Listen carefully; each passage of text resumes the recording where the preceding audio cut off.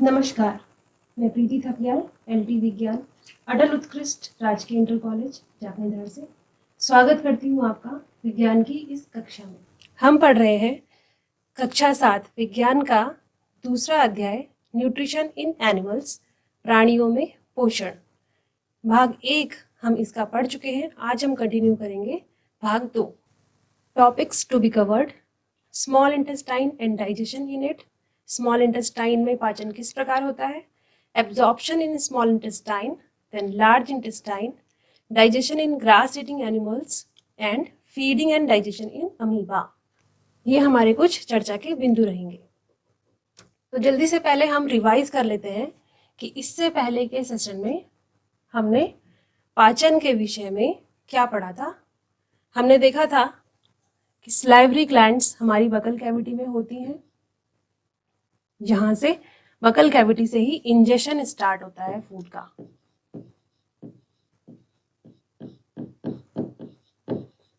उसके बाद इसमें सलाइवा मिक्स होता है और कार्बोहाइड्रेट का पाचन हमारे माउथ में ही बकल कैविटी में भी स्टार्ट हो जाता है। उसके बाद हमारा फूड ईसोफेगस या फूड पाइप से नीचे आता है। इसके बाद खाना पहुंचता है स्टमक में। स्टमक जे शेप का होता है और इसके अंदर 3 चीजें सिक्रेट होती हैं: HCl, पेप्सिन और म्यूकस। यहां तक हम इससे पहले वाले सेशन में पढ़ चुके हैं। आज हम आगे कंटिन्यू करेंगे। तो अब हमारा खाना स्टमक के बाद, ईसोफेगस के बाद पहुंचा था स्टमक में, और स्टमक के बाद खाना पहुंचेगा स्टमक में। प्रोटीन का पाचन शुरू हो जाता है। अब खाना पहुंचता है स्मॉल इंटेस्टाइन में। The small intestine is highly coiled and about 7.5 metres long. जो स्मॉल इंटेस्टाइन है वो पूरे एलिमेंट्री कैनाल का सबसे लंबा भाग है। ये पूरी कैनाल 7.5 मीटर लंबी है। It receives secretion from the liver and the pancreas. अब स्मॉल इंटेस्टाइन के बगल में ये हमें दिख रही है आकृति इस तरह की। ये जो आकृति है ये हमारा लीवर है और इसी के पीछे होता है पैनक्रियास। ये 2 सिक्रीटरी ग्लैंड्स हैं जिनसे एंजाइम सिक्रीट होते हैं, जिन्हें हिंदी में ग्रंथि कहा जाता है।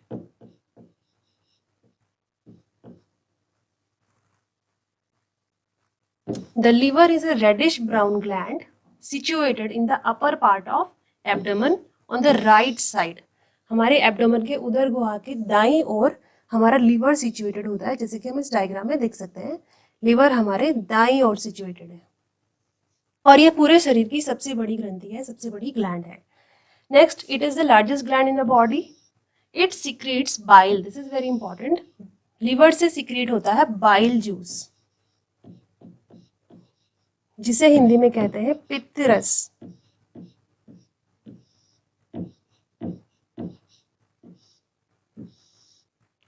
ये बाइल क्या करता है? डाइजेशन करता है फैट्स का।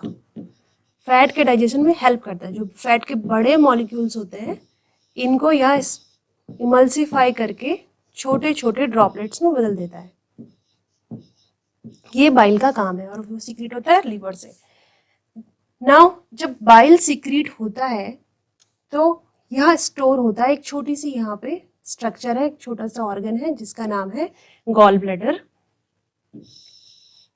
और गॉल ब्लैडर में, जिसे पित्ताशय हिंदी में कहते हैं, हमारा बाइल या पित्त रस स्टोर होता है। So it secretes bile juice that is stored in sac called gallbladder. The bile plays an important role in digestion of fats. तो ये बाइल हमारे फैट के डाइजेशन में अत्यधिक हेल्प करता है। नेक्स्ट, अब खाना पहुंच जाता है स्टमक के बाद। खाना पहुंचा स्मॉल इंटेस्टाइन में। ये जो अंदर की तरफ कॉइल्ड सरफेस हमें दिख रही है, पूरी ट्यूब दिख रही है, ये स्मॉल इंटेस्टाइन है। स्मॉल इंटेस्टाइन के बाद खाना पहुंचता है लार्ज इंटेस्टाइन में। इससे पहले एक चीज हम यहाँ पे कवर कर लेते हैं कि स्मॉल इंटेस्टाइन में खाने का पूरी तरह से पाचन हो जाता है। खाने के अंदर जो भी चीजें, कार्बोहाइड्रेट का पाचन तो माउथ में शुरू हो जाता है। स्टमक में हमारा प्रोटीन का पाचन स्टार्ट हो जाता है। स्मॉल इंटेस्टाइन के अंदर हमारा फैट, प्रोटीन और जो भी बचा हुआ कार्बोहाइड्रेट्स था उसके अंदर एंजाइम सीक्रेट होते हैं, जैसे कि बाइल जूस और पैनक्रियाटिक जूस, लिवर से जो भी जूस सीक्रेट होते हैं, और स्मॉल इंटेस्टाइन के खुद के अंदर से भी कुछ अपनी वॉल भी इसकी कुछ जूसेस सीक्रेट करती है, एंजाइम सीक्रेट करती है जो खाने को पचाने का काम करते हैं। स्मॉल इंटेस्टाइन के अंदर, छोटी आंत के अंदर खाने का पूर्णतया पाचन हो जाता है। इसके बाद आगे इसमें प्रक्रिया शुरू होती है एब्जॉर्प्शन की। हमने क्या पढ़ा था? खाने की सबसे पहली स्टेप है इंजेशन, उसके बाद डाइजेशन, और डाइजेशन के बाद अगला स्टेप है एब्जॉर्प्शन। एब्जॉर्प्शन यानी कि जो खाना हमने डाइजेस्ट किया, हमने जो भी चीजें खाई, वो फाइनली डाइजेस्ट होने के बाद उसे ब्लड में मिक्स होना है। ब्लड में क्यों मिक्स होना है? क्योंकि ब्लड ही ऐसी चीज है, रक्त ही ऐसी चीज है जो हमारे पूरे शरीर में फ्लो कर रही है। अब वो ब्लड क्या करेगा? खाने को पूरे शरीर में लेके जाएगा अपने साथ, सारी वाहिकाओं में वो बह रहा है और इस तरह से पूरे शरीर में वो खाने को लेके जाएगा, डाइजेस्टेड फूड को लेके जाएगा, और उसके बाद लास्ट में उसमें से एनर्जी रिलीज होगी। तो ब्लड में ये कैसे मिक्स होता है? वो भी स्मॉल इंटेस्टाइन के अंदर ही होता है, जो एब्जॉर्ब हो जाता है इसकी वॉल से, उसे ही हम एब्जॉर्प्शन कहते हैं। When the digested food passes into the blood vessels in the wall of intestine, this process is called absorption.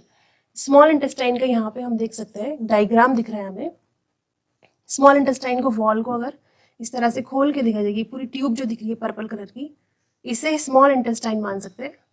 और इसको अगर खोल के देखें तो इसके अंदर से फूड, हमारा डाइजेस्टेड फूड फ्लो कर रहा होता है, और इसकी वॉल से जब फूड एब्जॉर्ब होता है तो इसी को हम एब्जॉर्प्शन कहते हैं। The inner wall of small intestine have thousands of finger-like outgrowths. These are called villi. Now you can see here, यहाँ पे स्मॉल इंटेस्टाइन अंदर से प्लेन नहीं है, इसके अंदर ऐसे फिंगर की तरह आउटग्रोथ दिख रहे हैं, जैसे फेदर होता है, जैसे हमारे किसी टावल के अंदर एब्जॉर्प्शन के लिए बहुत सारे फेदर्स होते हैं, उसी तरह से स्मॉल इंटेस्टाइन के अंदर भी इस तरह से फिंगर लाइक आउटग्रोथ होती है, और इन्हें कहते हैं villi. This is very important, villi. ये विलाई क्या करते हैं? एब्जॉर्प्शन की अमाउंट को बढ़ा देते हैं। अगर एक सिंपल सरफेस होगी तो ये एब्जॉर्प्शन को उतना अच्छा नहीं करेगा, लेकिन अगर एक सरफेस के ऊपर बहुत सारे फाइबर लाइक स्ट्रक्चर होंगे तो ये एब्जॉर्प्शन को बढ़ा देगा। जैसे इसीलिए हमारे घर में जो टावल्स यूज करते हैं, हम कौन सा बेटर एब्जॉर्प्शन करते हैं? जिसमें इस तरह से फाइबर्स होंगे, वो पानी को ज्यादा अच्छे से सोखेगा। सेम वे ब्लड में से न्यूट्रिएंट्स को ये फाइबर होने की वजह से ज्यादा अच्छे से एब्जॉर्प्शन मिल सकता है। Now the villi increase the surface area for absorption of the digested food. जो खाना डाइजेस्ट हो गया है उसको अच्छे से एब्जॉर्ब करने के लिए ये सरफेस एरिया को बढ़ा देता है। The absorbed substances are transported via blood vessels to different organs of the body where they are used for build complex substances such as proteins required by body. This is called assimilation. Now, what was the next step? Ingestion, then digestion, absorption, और absorption के बाद आता है assimilation. Assimilation में क्या होता है? Assimilation में जब absorb हो गया फूड, अब उसमें से फूड हम क्यों खाते हैं? उसमें से एनर्जी निकालने के लिए। तो जब तक उसमें से एनर्जी नहीं निकल पाएगी, एनर्जी हम रिलीज नहीं कर पाएंगे, हमारी बॉडी को एनर्जी नहीं मिलेगी, तो फूड खाने का कोई फायदा तो है नहीं। तो इसलिए एसिमिलेशन इसका नेक्स्ट स्टेप है। इसमें क्या होता है? In the cells glucose break down with the help of oxygen into carbon dioxide and water and energy is released. अब क्या होता है? ये फूड जब ब्लड में मिक्स होने के बाद हमारी सारी सेल्स में पहुंचता है, और सेल के अंदर इसमें से एनर्जी कैसे रिलीज होती है, अब हायर क्लासेस में इसका पूरा डिटेल मैकेनिज्म पढ़ेंगे। इसमें क्या होता है? जब हमने खाना खाया, हमने वो खाने के अंदर जो भी न्यूट्रिएंट्स थे, चाहे वो कार्बोहाइड्रेट, प्रोटीन और फैट्स, वो चेंज होते हैं लास्ट में ग्लूकोज में, और ग्लूकोज का, हमने जो भी खाना खाया वो लास्ट में बदलते हैं ग्लूकोज में, और ग्लूकोज का फॉर्मूला है C6H12O6। खाना डाइजेस्ट होने के बाद अल्टीमेटली ग्लूकोज में ही बदलता है। अब इस ग्लूकोज में से खाना खाने का पर्पस क्या था? एनर्जी रिलीज करना। एनर्जी रिलीज करने के लिए दूसरी जरूरी चीज है, इसमें हमें मिक्स करनी होगी oxygen. When oxygen reacts with glucose तो ये बनाता है carbon dioxide, water and energy.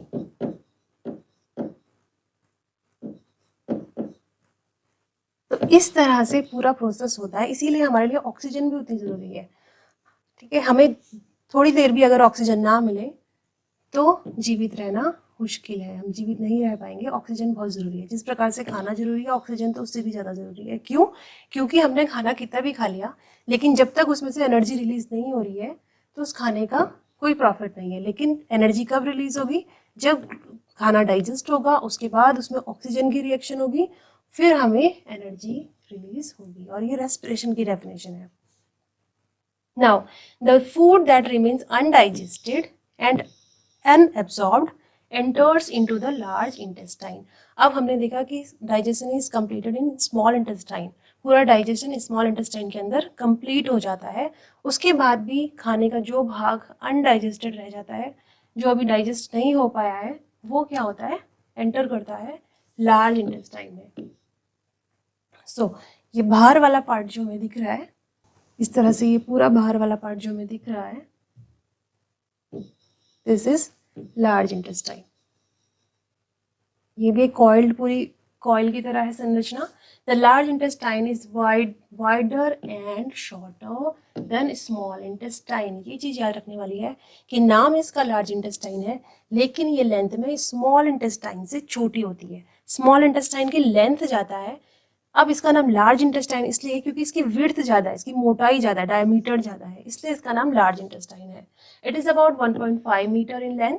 Its function is to absorb water and some salts from the undigested food material. अब जब इसके अंदर खाना आता है लार्ज इंटेस्टाइन के अंदर, तो जो भी बचा हुआ उसके अंदर एक्स्ट्रा पानी है या कुछ सॉल्ट है, उनको वो रीअब्सॉर्ब करता है। यहाँ पे कुछ भी डाइजेशन की प्रक्रिया नहीं होती है, सिर्फ और सिर्फ वहां पे पानी को एब्सॉर्ब किया जाता है। The remaining waste passes into the rectum and remains there as semi solid waste. अब क्या होता है, जो रिमेनिंग है वो हमारे रेक्टम में आ जाता है and waste material matter is removed through the anus time to time. This is called egestion. This is the last step.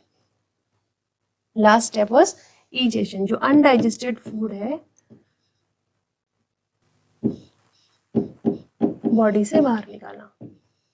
तो इस तरह से माउथ से लेकर एनस तक हमारा पूरा डाइजेशन कंप्लीट होता है। हमने देखा माउथ में हमारा कार्बोहाइड्रेट का पाचन स्टार्ट हो जाता है। So digestion starts in mouth और buccal cavity and ends in small intestine. Small intestine में पूरी तरह से डाइजेशन कंप्लीट हो जाता है।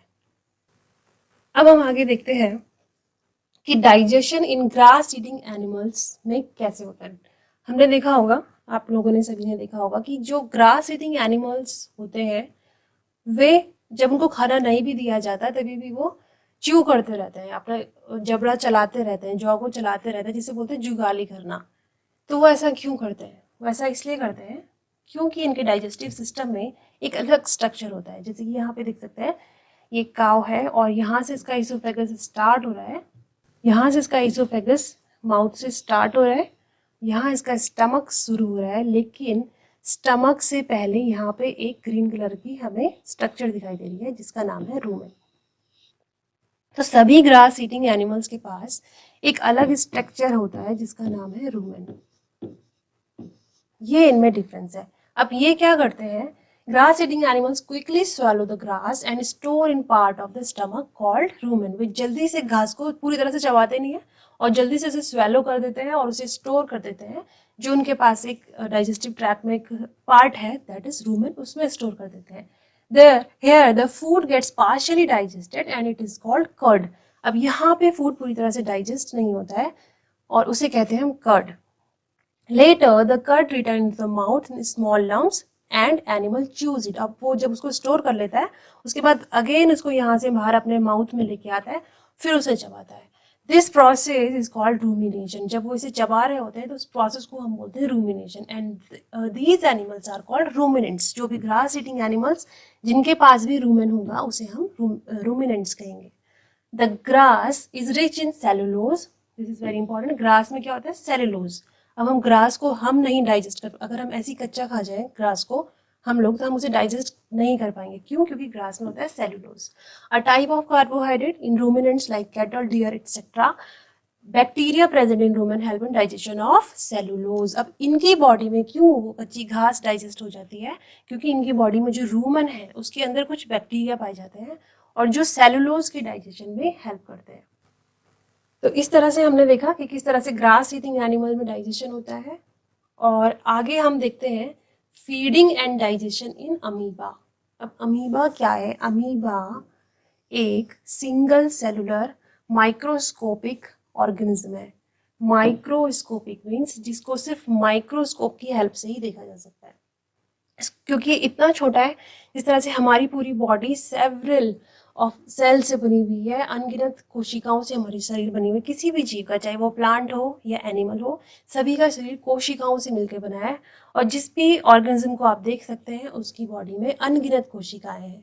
लेकिन ये जो अमीबा है इसमें सिर्फ एक ही सेल पाई जाती है। This is single celled organism found in pond water. ये पॉन्ड वाटर में मिलता है। तो सिंगल सेल्ड है क्योंकि एक ही कोशिका इसके पूरे शरीर में, तो इसको आप देख नहीं सकते हैं। इसे आप देख भी सकेंगे तो सिर्फ माइक्रोस्कोप की हेल्प से।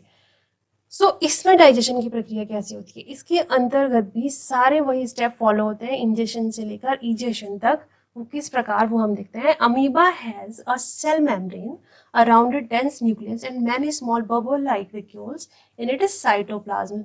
यहाँ पे हम देख सकते हैं अमीबा का डायग्राम दिख रहा है और इसके बाहर वाले सेल का स्ट्रक्चर जब हम पढ़ेंगे, अमीबा का डायग्राम किसी भी शेप का हो सकता है, कोई पर्टिकुलर शेप इसका नहीं होता है। इसके बीच में एक न्यूक्लियस होता है और यहाँ इसका साइटोप्लाज्म फिल्ड होता है। ये बाहर वाली जो इसकी परत दिख रही है ये सेल मेम्ब्रेन इसकी है।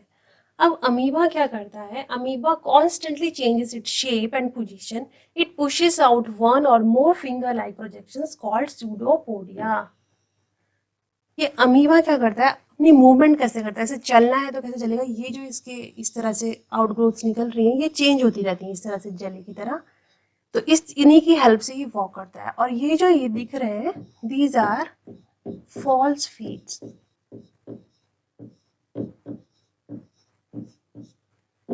हिंदी में इसे कहते हैं कूट पाद।